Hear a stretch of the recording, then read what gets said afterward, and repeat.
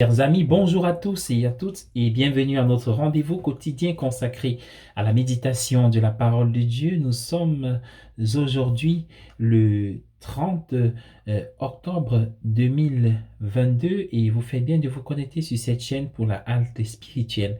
Installez-vous bien, l'évangile est un extrait de Luc au chapitre 19, les 10 premiers versets. Il nous parle, n'est-ce pas, du collecteur d'impôts appelé Zachée. C'est parti, que l'Esprit Saint nous éclaire au cœur de cette rencontre avec le Verbe de Dieu. Et en guise de méditation, je nous invite tout d'abord à relever à travers l'Évangile les 3 obstacles majeurs que Zachée doit surmonter pour rencontrer, voir, approcher, toucher, inviter le Christ. Et après, nous allons essayer de nous arrêter sur la réaction, l'attitude de Jésus devant Zachée, avant d'évoquer quelques lignes d'interrogation pour enrichir notre réflexion ce dimanche et tout au long de la semaine. Bien-aimés du Seigneur, le premier obstacle, puisqu'il y en a 3, doit être un obstacle, l'obstacle physique, la taille de Zachée. Luc révèle très bien, nous savons que Luc, c'est l'évangéliste qui met le plus en avant les pauvres et la miséricorde de Dieu. Luc parle de Zachée comme étant un homme de petite taille. Il s'agit d'un élément, un détail physique important, mais qui ne doit pas nous pousser à une certaine discrimination. Il n'y a aucun handicap physique qui peut nous éloigner de l'amour de Dieu. Voilà pourquoi plusieurs exégètes ont parlé du nanisme spirituel, le fait d'être nain spirituellement, c'est-à-dire petit spirituellement, incapable de porter justement du fruit. Et voilà, c'est tout ce qui nous éloigne, nous fait regresser au lieu de progresser sur le chemin de la foi. Et ce nanisme peut être caractéristique aussi de ces personnes qui se disent, voilà, incapables, ou alors n'étant pas à leur place, je suis nul spirituellement. Et justement, les premiers mots de la première lecture d'aujourd'hui, le livre de la sagesse, dit très bien, ô Seigneur, devant toi, le monde est un rien sur la balance. Alors, le deuxième obstacle que nous pouvons évoquer est un obstacle plutôt psychologique. En d'autres termes, la paralysie de la honte des Zachée. Nous savons qu'en tant que collecteur d'impôts, c'était un homme riche, mais en plus, il fait partie des plus riches parce qu'il est chef des collecteurs d'impôts. Sa richesse est inouïe. Le système financier lui octroie beaucoup d'avantages et de faveurs auprès de la puissance dominatrice romaine. Il peut surtaxer, etc. Donc, bien-aimé du Seigneur, euh, cet homme, malgré son rang social, ne va reculer ni devant le ridicule, ni devant l'humiliation pour atteindre ses objectifs. On voit un riche grimper au sycomore. Le troisième obstacle est un obstacle plutôt socio-culturel et même religieux. Zachée était sinon très détesté, mais du moins le plus détesté à son époque, de sa génération. Il est désavoué par les Juifs qui considéraient les collecteurs d'impôts comme étant des étrangers et donc à mettre à part comme les Samaritains.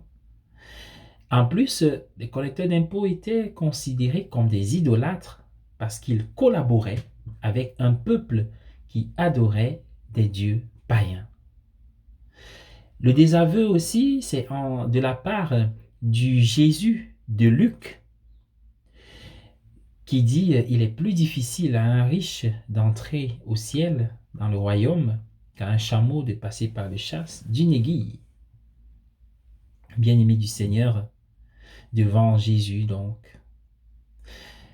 Zachée devait être mal accueilli. Mais quelle est la réaction? Au lieu de la guerre, c'est plutôt une invitation à demeurer avec lui. La réaction de Jésus. Jésus aurait pu s'attirer la grande acclamation de la foule s'il avait demandé qu'on mette du feu au sycomore pour en découdre, en finir avec Zachi. Ce serait une libération pour ce peuple. Mais au lieu de cela, Jésus va procéder autrement en perçant le cœur et l'âme de Zachi. Il va y voir la démarche de quelqu'un en recherche. Il s'adresse à lui de manière personnelle, en le regardant droit dans l'âme. Et Jésus va dire, descends, voilà, aujourd'hui, je viens demeurer avec toi. Il faut que j'aille demeurer avec toi. Il ne s'agit pas d'une demande de permission, mais d'une fin. Jésus a faim de notre conversion. Cela rejoint ce qui est dit dans la première lecture. Dieu est patient, il prend pitié des hommes afin que ceux-ci puissent se convertir. Et rendons grâce au Seigneur, c'est ce qui va arriver avec Zachi. Les questions que nous pouvons nous poser aujourd'hui sont les suivantes. Quels sont les domaines de ma vie qui restent et demeurent de petite taille? C'est-à-dire ces domaines où je sens qu'il y a des efforts à faire. Je ne suis pas encore à la hauteur de ce que je veux accomplir. Ou alors, les domaines de ma vie qui sont pris, coincés entre les branches d'un sycomore. Deuxième question, suis-je membre, partie prenante de cette foule qui va récriminer, qui va grincher contre la volonté de Dieu, parce que je contribue à cartographier les relations humaines, les personnes en groupe de bons et de mauvais, en me classant bien entendu subtilement parmi les bons, et même en me plaignant du fait que Dieu prenne du temps pour les pécheurs. Et enfin, à quoi ressemble ma maison si aujourd'hui je dois accueillir le Seigneur? Maison physique, nos demeures, bâtiments, mais aussi maison du sanctuaire du cœur, de l'âme. À quoi ressemblerait mon âme? Oui, ainsi, bien-aimés du Seigneur, l'occasion de l'Eucharistie, de la communion ou du service fraternel constitue des occasions de conversion radicale du cœur pour accueillir Jésus. Mais alors, si nous osons regarder l'univers, nous nous trouverons tout petits, comme un rien sur la balance devant lui. Mais le fait d'accepter d'accueillir Jésus, je viens demeurer avec toi.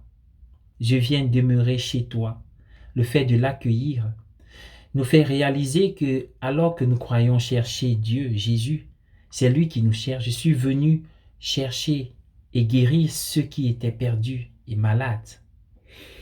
Et ainsi donc, si nous nous ouvrons pour l'accueillir, lui ouvrir notre cœur, alors il y a des choses qui peuvent se passer, la grâce se manifester. Et Zaché a bien réalisé que les actions étaient plus pertinentes que les mots. À nous d'agir.